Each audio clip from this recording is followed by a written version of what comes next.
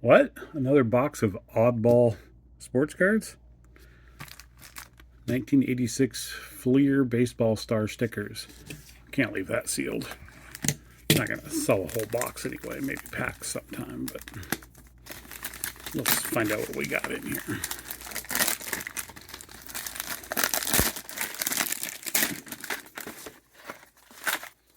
Oh, those are colorful. Mid-80s. Full-size player photo stickers and team logo stickers. Fleer was always good for that.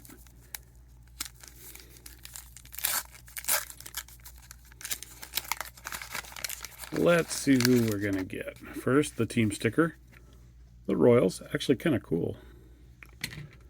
Vince Coleman, 1986. That's a rookie Vince Coleman. Very cool. Mike Scott. Tom Browning. George Brett. And Tom Seaver in a White Sox uniform. 1986 Fleer stickers.